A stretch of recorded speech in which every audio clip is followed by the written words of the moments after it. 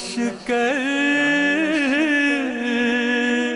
ہو ساتھ ساتھ،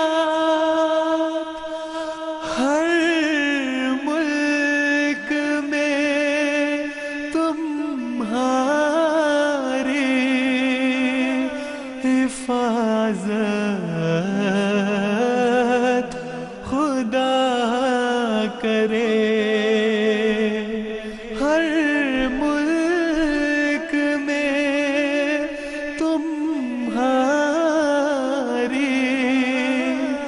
حفاظت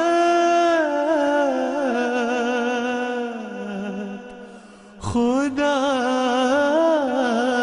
کرے۔ اعوذ باللہ من الشیطان الرجیم، بسم اللہ الرحمن الرحیم۔ معزز ناظرین، السلام علیکم ورحمۃ اللہ وبرکاتہ۔ پروگرام ہجرت کے ساتھ ہم آپ کی خدمت میں حاضر ہیں۔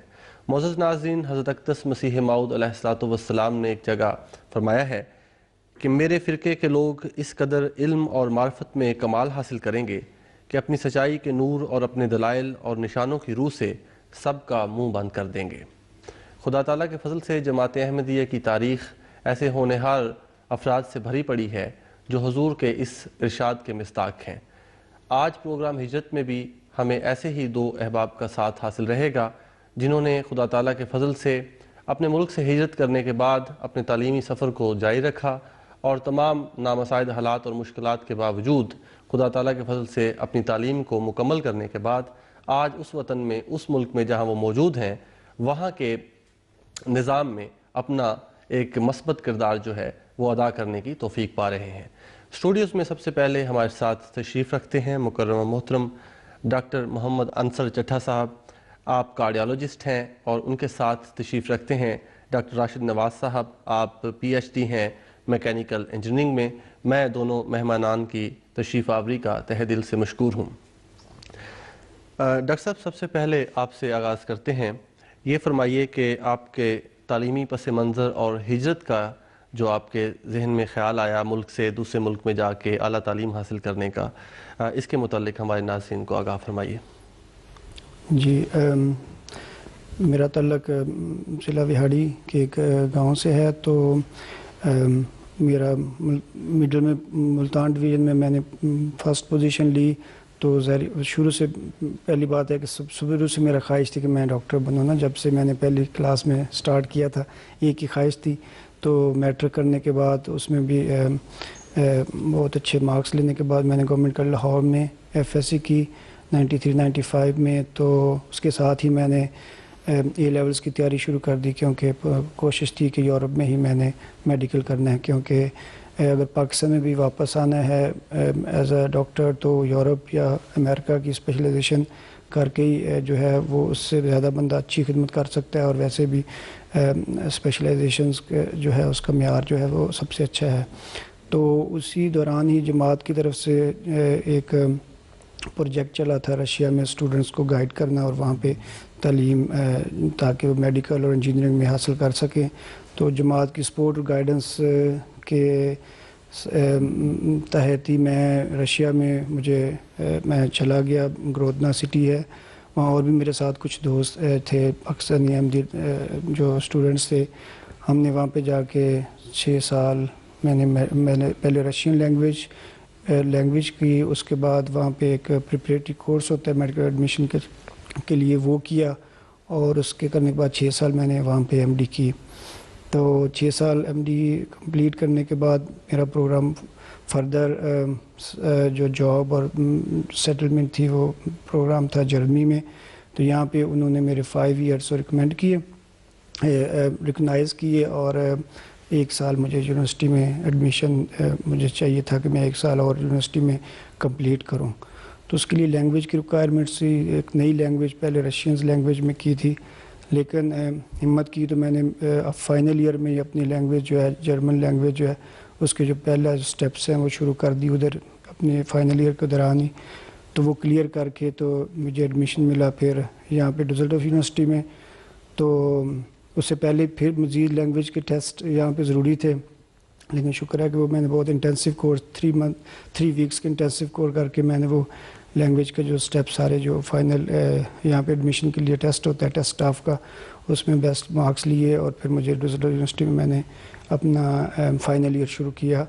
یہ میرے لیے کافی ڈیفیکلٹ تھا اس وقت, کیونکہ کہ دوسرے ملک سے دوسری لینگویج کی ساری میڈیسن میں نے رشین میں پڑھی تھی, پھر ایک سڈن فائنل ایئر کے اسٹوڈنٹ کے ساتھ لوکل جو ہے جرمن اسٹوڈنٹ کے ساتھ میں نے شروع کر دی تعلیم. پہلے تو ایسی سچویشن تھی کہ جب راؤنڈس وغیرہ ہوتے تھے یا کوئی بات کا سمجھ ہی نہیں آتی تھی, بہت ساری 30-40% چیزوں کو پک نہیں بندہ کر سکتا, اور ایون جب ایک پیج پڑھنا میڈیکل کسی بک کا تو 2 گھنٹے لگ جانے. تو یہ پوزیشن تھی اس وقت جب میں نے سٹارٹ کیا تھا فائنل ایئر. لیکن یہ تک پتہ تھا کہ 1 سال میں کور کر کے سارے جو سبجیکٹس ہیں فائنل ایگزام دینا ہے. تو اللہ تعالیٰ کا فضل تھا, جب میرا ایگزام ہوا تو ہمارا وہاں پہ 4 پروفیسر کا پینل ہوتا ہے, تو میرے ساتھ جرمن اسٹوڈنٹ تھا جو یہاں پہ پڑھا ہوا تھا اور میں تھا. ہمارا ایگزام ہوا تقریباً ہمارا یہاں پہ 1-1.5 گھنٹے کا ایگزام ہوتا ہے. تو میرے یہاں پہ مارکس گوٹ آئے, یعنی 80% انہوں نے مجھے دیے, جو 7 تھا اس کے پاسنگ مارکس تھے. الحمدللہ. یعنی یہ ایک وہی جو شروع میں بات ہوئی تھی کہ یہ جماعت کی اور خلافت کی برکتیں اور دعائیں ہیں بالکل کہ جو آپ نے خدا تعالیٰ کے فضل سے ایسے اپنے طالب علم جن کی زبان مادری زبان جرمن تھی ان کے ساتھ باہر سے آ کے زبان سیکھ کے, تو ان سے زیادہ خدا تعالیٰ نے ترقیات دیں. پروگرام کو تھوڑا آگے بڑھاتے ہوئے ڈاکٹر صاحب آپ کی سچویشن میں تھوڑا سا مختلف اس طرح سے تھا کہ آپ بعض نامساعد حالات کی وجہ سے آپ کو اپنا ملک چھوڑنا پڑا اور یہاں پہ آ کے اسائلم سے آغاز کیا. تو کچھ تو اس مشکل وقت, اور پھر اس میں یہ خیال آپ کو کیسے آیا کہ بعض لوگ چھوڑ کے بیٹھ جاتے ہیں کہ نہیں میں نے اپنی تعلیم کو جاری رکھنا ہے, اور پھر ماشاءاللہ اس درجے تک کہ PhD کی توفیق ملی. یہ بہت اہم ہے ہمارے لیے جاننا اور ہمارے ناظرین کے لیے. بسم اللہ الرحمن الرحیم. یہ تو میں تو یہ کہوں کہ اللہ تعالیٰ کا خاص فضل ہے, کیونکہ اسائلم پہ آنا آپ سب جانتے ہیں کہ 0 سے نہیں بلکہ مطلب مائنس سے شروع کرتا ہے. کوئی پتہ نہیں ہوتا صورتحال کس طرف جائے گی, کیس پاس ہوگا نہیں ہوگا. یہ ہے کہ میں نے پاکستان میں BSc انجینئرنگ کی ہوئی تھی ٹیکسٹائل یونیورسٹی سے, اور یہاں پہ جب میں آیا ہوں تو BSc انجینئرنگ تھی. ذہن میں بھی تھا, پاکستان میں بھی ڈائریکٹ نہیں تھا کہ مطلب جانا ہے پڑھنا ہے, وہ پھر حالات ایسے بنے کہ ادھر آنا پڑا. تو لیکن ذہن میں تھا کہ پڑھنا ہے آگے. یہاں پہ بھی جب میں آیا ہوں تو کچھ بھی مطلب مجھے جہاں پہ بھیجا گیا وہ بھی مشرقی جرمنی کا علاقہ تھا, وہاں پہ ہماری جماعت کی بھی تعداد اس وقت بالکل ہی کم تھی. تو لیکن ذہن میں تھا پڑھنا ہے, اس لیے شروع سے ہی جرمن پڑھنی شروع کر دی. اس وقت یہ بھی نہیں تھا کہ انگلش میں کورسز ہوں, لیکن شروع سے ہی مطلب پہلا جو تھا سٹیپ وہ یہ تھا کہ ایک کتاب خریدی جرمن کی, جرمن پڑھنا شروع کر دی خود ہی. پھر وہاں پہ ایک جرمن دوست مل گیا, وہ ہمارے لیکچرز لیتا رہا, تو اس سے کافی بہتر ہو گئی. پھر اجتماع پہ سسم, اس وقت سسم مجلس خدام الحمد منور عابد صاحب تھے, ان سے رابطہ ہوا. ان سے میں نے پوچھا کہ کیا طریقہ کار ہے, میں پڑھنا چاہتا ہوں, کیا ہو سکتا ہے. تو انہوں نے پھر اس وقت محتمم امور طلباء تھے الیاس مجوکا صاحب, ان کے ریفر کر دیا. انہوں نے مجھے کہا کہ تم یوں کرو, وہاں پہ PNDS کورس ہوتا ہے, یونیورسٹی ڈھونڈو, اس میں PNDS کورس ہوتا ہے, تم اس میں داخلہ لے لو تو تمہیں نا آگے مل جائے گا. جب میں گیا ہوں وہاں پہ, اکتوبر کا زمانہ تھا, نارملی جولائی میں سارے کے سارے ایڈمیشنز ہو جاتے ہیں.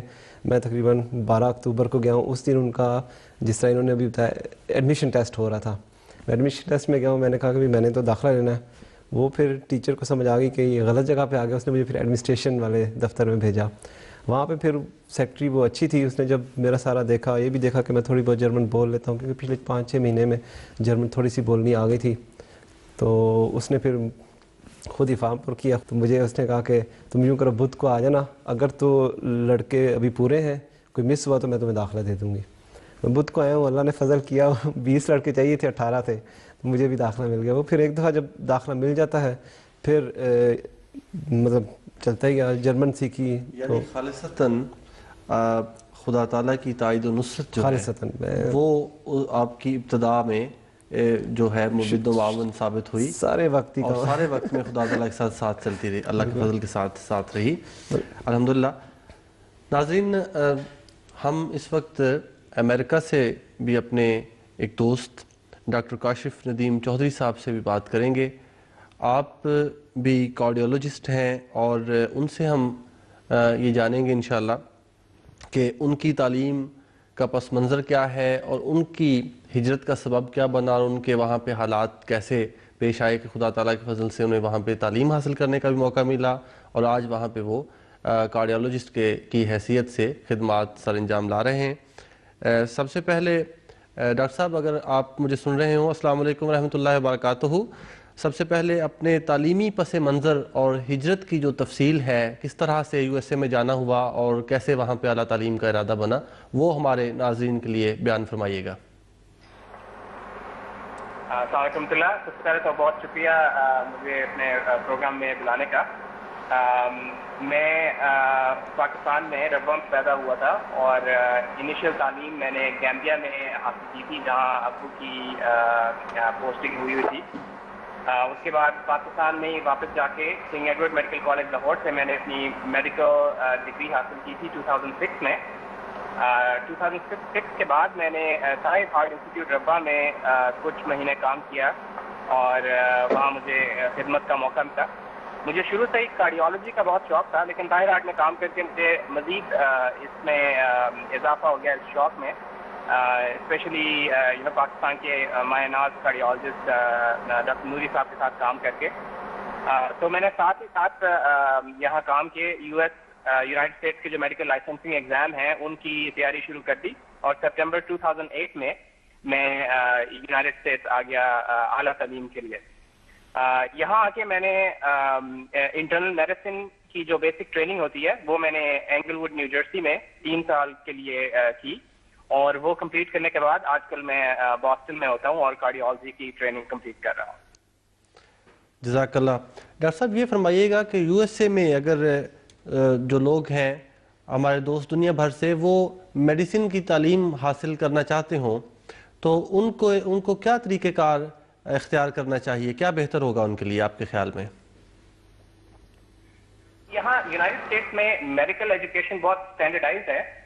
دنیا میں کہیں بھی آپ ہوں اور آپ نے اپنے کنٹری میں میڈیکل کی جو بیسک میڈیکل اسکولنگ کی ڈگری ہے وہ کمپلیٹ کر لی ہو تو آپ کو چند ایگزامس دینے پڑتے ہیں۔ یہ 3 یا 4 ایگزامز ہیں اور یہ پوری دنیا میں ہوتے ہیں، پاکستان میں ہوتے ہیں، جرمنی میں بھی ہوتے ہیں، پوری دنیا میں سینٹرز ہیں جہاں آپ یہ ایگزام دے سکتے ہیں۔ ان کو United States medical licensing exams کہتے ہیں اور یہ بیسکلی 3 ایگزام ہوتے ہیں اور ایگزام پاس کرنے کے بعد آپ کو ایم ڈی کی ڈگری مل جاتی ہے اور جب آپ کو یہ ڈگری مل جاتی ہے تو آپ یونائٹڈ اسٹیٹس میں جتنے بھی انٹرنل میڈیسن کے پروگرامز ہیں 200 کے قریب ہیں، ان میں آپ اپلائی کر سکتے ہیں اور آپ کو انٹرویو کالز آتی ہیں، جس طرح کسی بھی جاب کے لیے آفر ہوتی ہے، پھر آپ آئیں یہاں ویزا لے کے آئیں، انٹرویو دیں اور اگر آپ کو وہ ایکسیپٹ کر لیں تو پھر آپ یہاں اپنی میڈیکل ٹریننگ شروع کر دیتے ہیں۔ تو بیسک ہے وہ ایگزام جو کہ اسٹینڈرڈائز ہیں، پوری دنیا میں جہاں بھی آپ ہوں آپ وہ پاس کر لیں تو یہاں آپ کا سلسلہ جو ہے میڈیکل ٹریننگ کا وہ شروع ہو جاتا ہے۔ بہت شکریہ ڈاکٹر صاحب ہمارے لیے وقت نکالنے کا۔ ناظرین، ابھی ہم ڈاکٹر کاشف چودھری صاحب سے بات کر رہے تھے اور یونائٹڈ اسٹیٹس میں جو تعلیمی میڈیکل کے حوالے سے جو تعلیمی صورتحال ہے اس پہ گفتگو کر رہے تھے۔ ڈاکٹر انصر صاحب، یہ تو تھا یو ایس اے کا ایک پہلو جو ہم نے دکھانے کی ناظرین کو کوشش کی ہے۔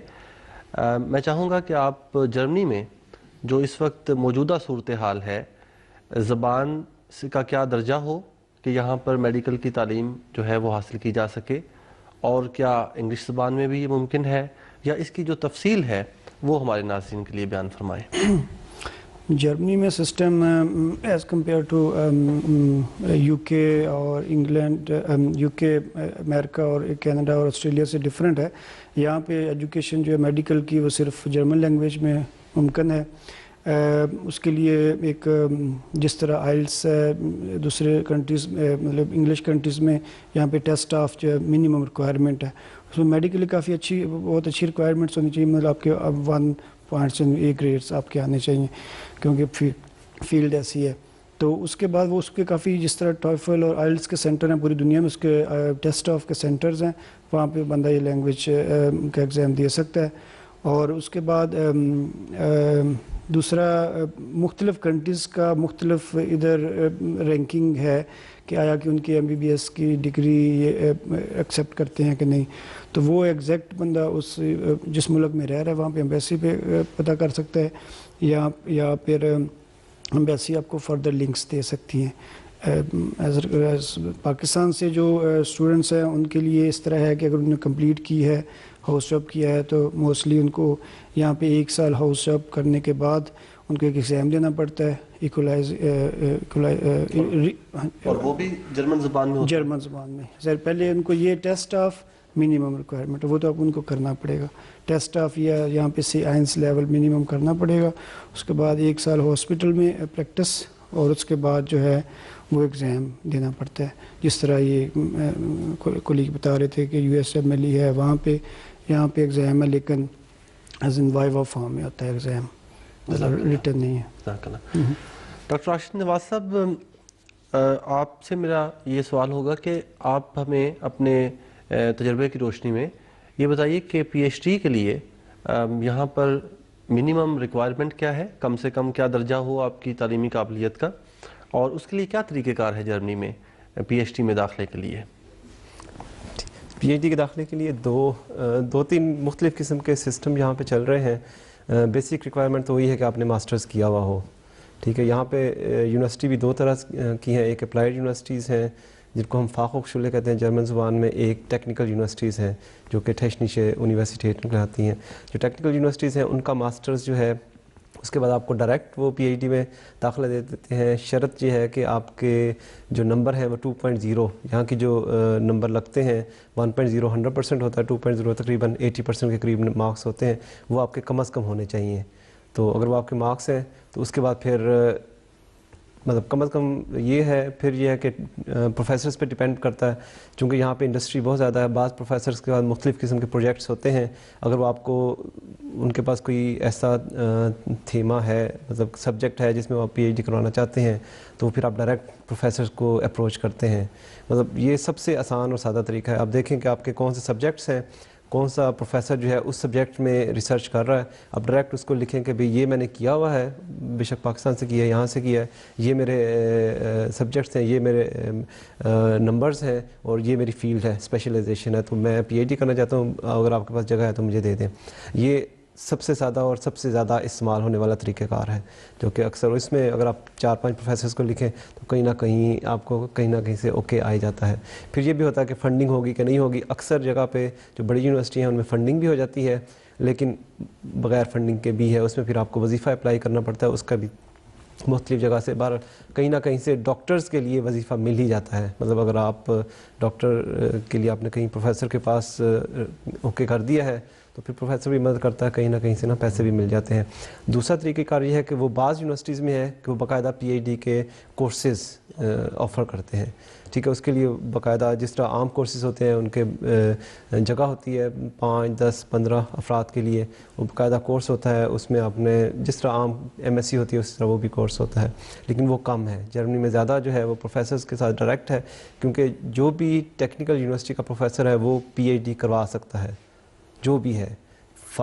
جرمنی میں ذرا ابھی چینج ہے کہ جو اپلائیڈ اسکولز ہیں ان کے جو پروفیسرز ہیں وہ PhD نہیں کروا سکتے, کیونکہ اپلائیڈ سائنسز کے جو اسکول ہیں, ہاں جی بالکل, ان کو اجازت نہیں ہے قانونی طور پہ کہ وہ PhD کروائیں, کیونکہ ان کا کام زیادہ ہے کہ وہ انہوں نے اپلائیڈ سائنسز پہ عمل کرنا ہے, ریسرچ نہیں کرنی. ریسرچ زیادہ ٹیکنیکل یونیورسٹیز میں ہے, تو اس لیے پھر ابھی چونکہ بیچلر اور ماسٹرز آ گیا ہے, ابھی اس میں تھوڑی سی ریلیکسیشن ہوئی ہے. پہلے یہ تھا کہ ان کا ڈپلوم تھا, تو جو فاخوخشولے کا ڈپلوم تھا, اگر اس نے یونیورسٹی میں آ کے PhD کرنی ہے, اگر اس نے ماسٹرز بھی کیا ہے تو وہ پہلے 1 سال لگائے گا, کچھ سبجیکٹس کلیئر کرے گا, ڈیپینڈ کرتا ہے اس کے کون سے انجینئرنگ کے سبجیکٹس ہیں, اور اس کے بعد پھر پروفیسر اس کو ویریفائی کرتا ہے. پروفیسر نہیں, جو فیکلٹیٹس رات ہے, مطلب جو ان کی فیکلٹی کی جو فیکلٹی ہے, ہاں جو ڈین آف فیکلٹی, ان کے جو ممبرس ہیں وہ 5-10 جتنے بھی ہوتے ہیں, وہ پھر اوکے کرتے ہیں ہاں ہم نے اس کو PhD میں داخلہ دینا ہے یا نہیں دینا. تو یہ تھوڑا سا مختلف سسٹم ہے یہاں پہ. ٹھیک ہے. اور ابھی آپ نے لفظ استعمال کروایا ڈپلوم, یہ ہم جرمنی میں جو لوگ قیام کرتے ہیں ان کو پتہ ہے, لیکن انٹرنیشنل ناظرین کے لیے یہ کیا سسٹم, یہ بھی بتاتے جائیں ذرا. یہاں پر جو انٹرمیڈیٹ کے بعد جو درجے ہیں تعلیم کے وہ کیا ہیں؟ یہاں پہ FSC کو ہم آبیٹور کہتے ہیں. آبیٹور کے بعد یونیورسٹی کی تعلیم شروع ہو جاتی ہے. اس کا درجہ یہی ہے کہ جو کلاسیکل جرمن اسٹڈی ہے اس میں ڈپلوم کہلاتا ہے.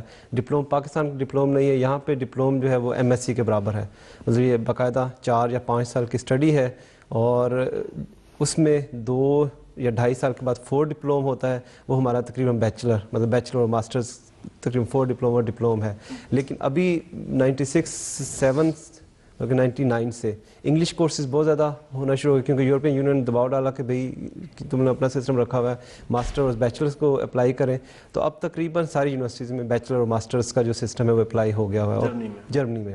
اور بے شمار یونیورسٹی ایسی بھی ہیں جو انگلش میں ہی, کئی کورسز ایسے ہیں جو مکس ہیں جرمن, اور جو ڈپلوم وغیرہ ہیں وہ تو سارے جرمن میں ہی ہیں. لیکن جو بیچلر اور ماسٹرز ہیں ان میں کچھ مکس ہیں, آدھے جرمن میں آدھے انگلش میں, اور بہت زیادہ ایسے بھی ہیں جو انگلش میں بھی ہیں. خاص طور جو انٹرنیشنل کورسز ہیں وہ کافی سارے انگلش میں بھی اب جو ہے نا مطلب پریفر ہوتے ہیں. اگر آپ کو اچھی انگلش آتی ہے تو آپ ان میں آرام سے داخلہ لے سکتے ہیں. مطلب اپنے مختلف جو ٹوفل وغیرہ کورسز ہیں وہ کیے ہوئے ہیں تو وہ آپ آرام سے اس میں داخلہ لے سکتے ہیں. ڈاکٹر صاحب اب ہم آتے ہیں تعلیم مکمل کرنے کے بعد کام کی جو سچویشن ہے اور روزگار کی تلاش. میڈیسن کے حوالے سے بھی بتائیے کہ وہ اس کے لیے کیا مراحل ہیں, کس طرح سے آپ یہاں پہ اپنا تلاش کر سکتے ہیں ملازمت, اور بالعموم جو یہاں پہ صورتحال ہے اس کا بھی مختصراً اگر کچھ جائزہ ہو جائے. میڈیکل میں یہاں پہ جرمنی میں جو ہے ڈاکٹرز کی بہت زیادہ شارٹیج ہے, اتنی ریلیٹیولی شارٹیج ہے.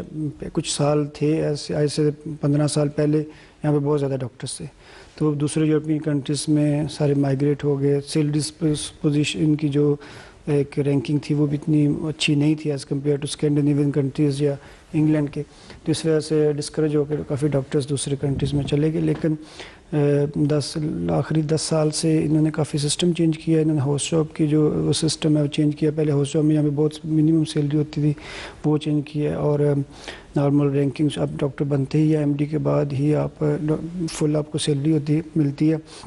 دوسرا جو فارنرس ڈاکٹرز ہیں, پہلے میں بتا دوں, میں بھول گیا لاسٹ بات میں کہ جو اسٹوڈنٹس, یہ میں بتایا کہ جو ڈاکٹرز پاکستان میں یا دوسرے ملک میں کمپلیٹ کیے انہوں نے MBBS, ان کے لیے سچویشن ہے کہ وہ اس طرح ان کو ادھر جاب کر سکتے ہیں, ان ہو سکتے ہیں. تو جو اسٹوڈنٹس ہیں ان کے لیے تو پھر ڈائریکٹ جو ہے وہ یونیورسٹی میں اپلائی کریں گے. اس کے لیے منیمم پاکستان میں لیول آف لینگویج کا ویزے کے لیے وہ ہے کہ آپ پہلے اپنے A1 A2 جو لینگویج ہے یہاں کا وہ آپ دیں. بعض کا A1 پہ ایک ویزا آپ کو اپلائی کر سکتے ہیں. A1 پہ بھی میڈیسن کی تعلیم کے لیے نہیں, صرف اس میں نہیں, اس میں یہ تھا کہ میڈیسن آپ ڈائریکٹ یہاں پہ نہیں پڑھ سکتے. پاکستان کے FSC کے بعد یہاں پہ آپ کو ایڈمیشن نہیں ملتا.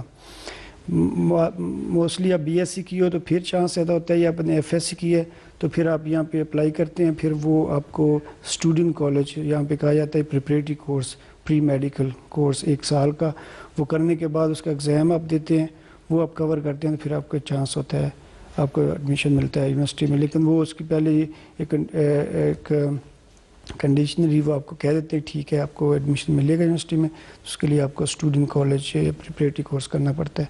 تو یہ ان کے لیے ینگسٹرس کے لیے جو FSc کر رہے ہیں پاکستان میں, یا BSc کر رہے ہیں اور یہاں پہ اسٹڈی کرنا چاہتے ہیں, تو یہ ان کے لیے. باقی جو جاب کی سچویشن ہے وہ اس طرح ہے کہ اس کے آگے جائیں, میں انجینئرنگ میں بھی سیم چیز یہی بتا دیتا ہوں کہ انجینئرنگ میں کس طرح ہے.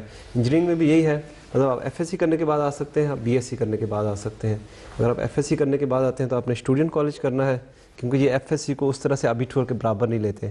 تو چونکہ جرمن میں بھی پھر آپ نے داخلہ لینا ہوتا ہے, اس میں پھر ٹھی اور وے کورس, ٹیکنش میں جس نے جانا, وے کورس جس نے ورشافٹ میں جانا, جس نے کامرس وغیرہ کرنی ہے, تو ان کے لیے وہ کورسز ہیں جو کہ جہاں پہ بھی اسٹوڈنٹ کالج ہے, ہر یونیورسٹی میں نہیں ہوتا, جہاں پہ بھی ہوتا ہے وہاں پہ وہ آپ داخلہ لے سکتے ہیں.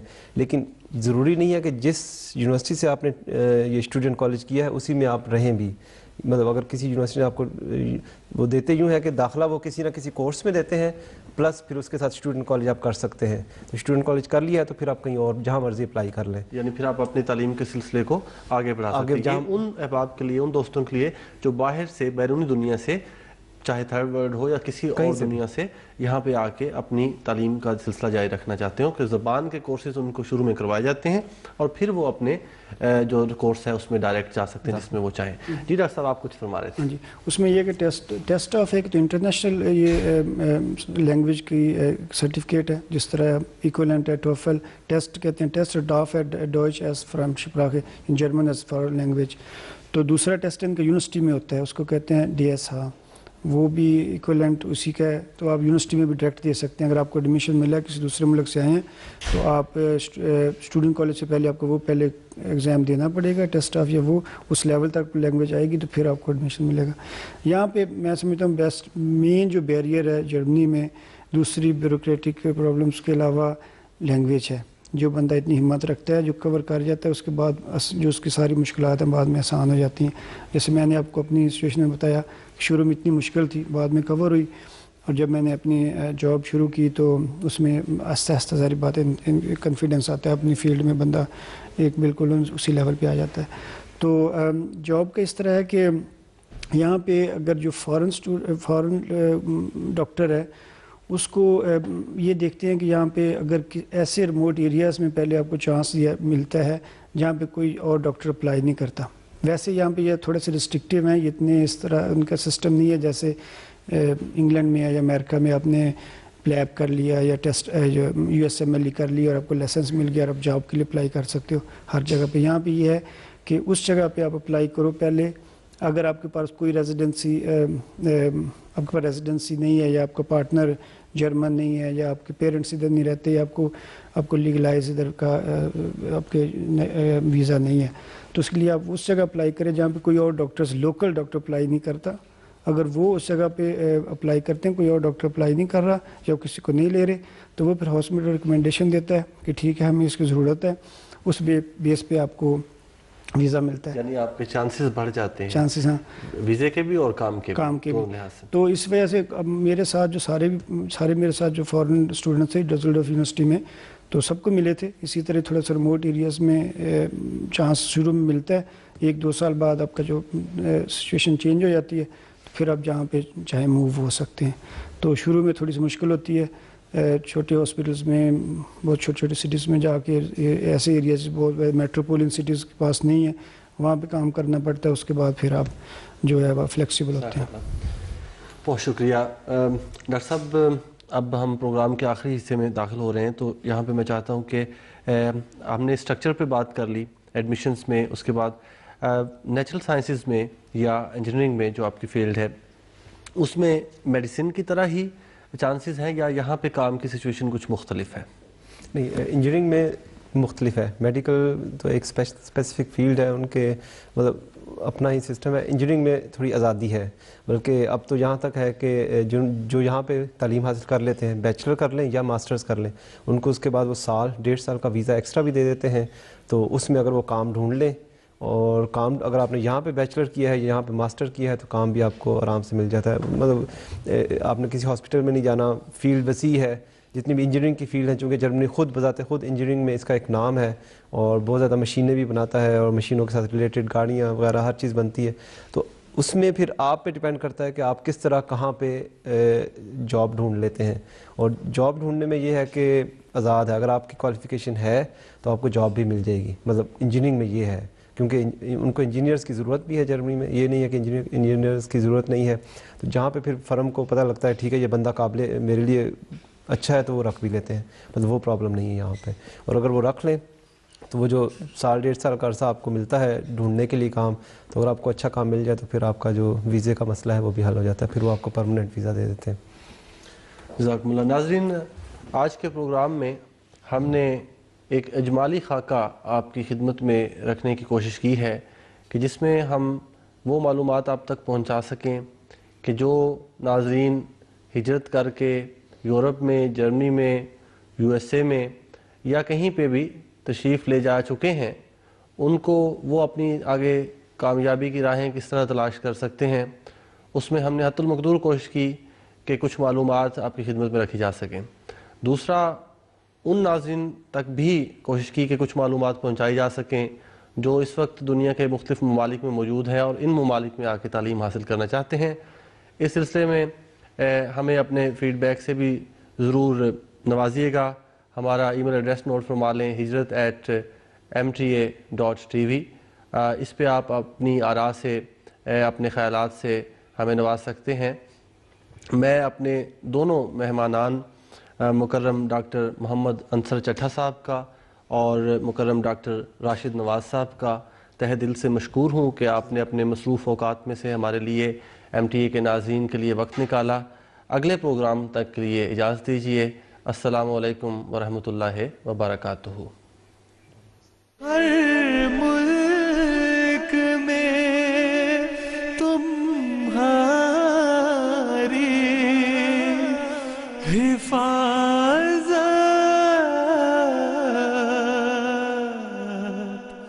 خدا کرے.